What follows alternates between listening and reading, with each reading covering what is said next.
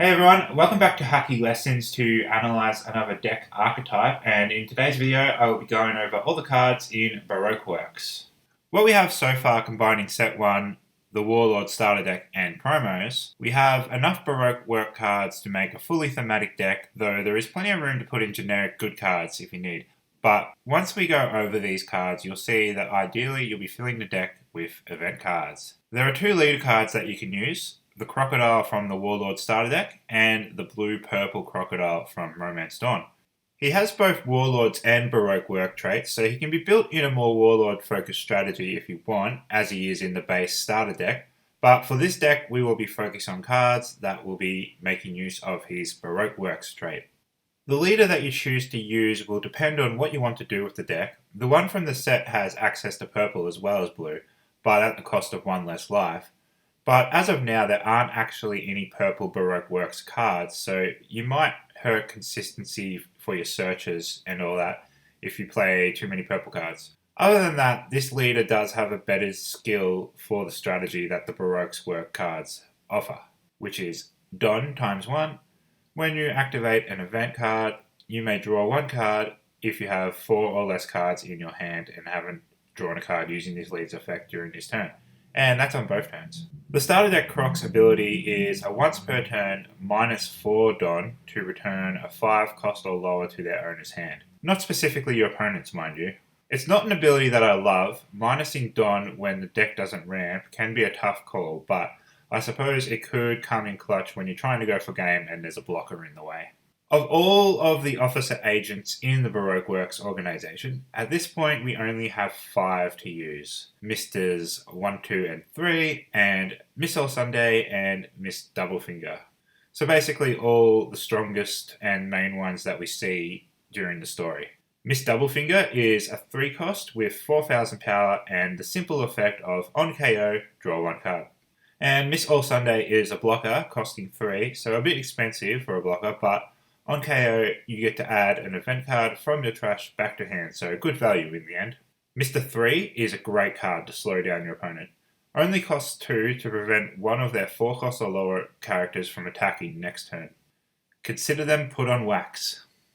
Bonchan will search the top 5 for a Baroque Works event card when attacking when 1 Don is attached, and he's also the 2k counter.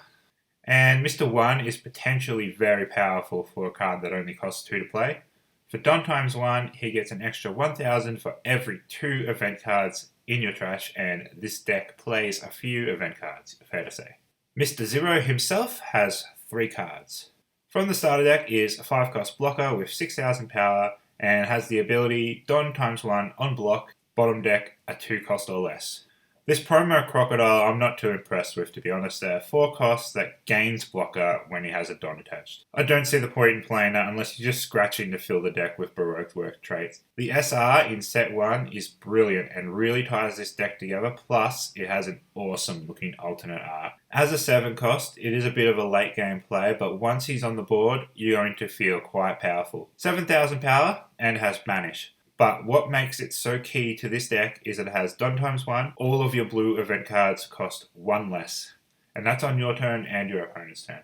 Now, we'll go over all the event cards, and there are a few. Keep in mind that when activating them with the 7-drop Croc donned up, they'll cost 1 less. And yes, that means the ones that cost 1 will now be free.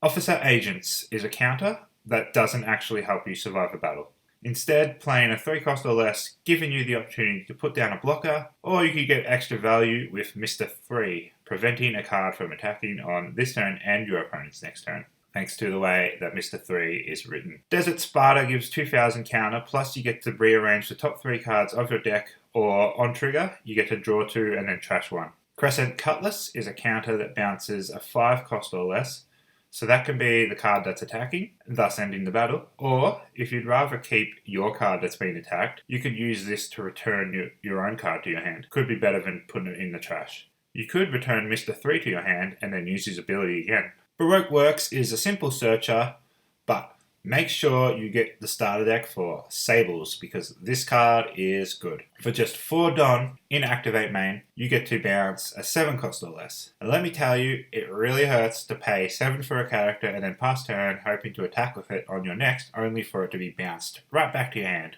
And so that's all the Baroque Works cards. Of course, while you have some effects that are specifying the Baroque Works trait, not all of them are, so you can fit, in general, good stuff for the blue and purple as you see fit. Experiment with what will work in your own deck building, but that's all there is to go over in this video. If you haven't already, check out the analysis I did for the Odin deck and make sure to subscribe, because I'll be doing videos like this for all of the archetypes in the Set 1 meta. And follow me on Twitter at HackyLessons, and I'll see you in the next video.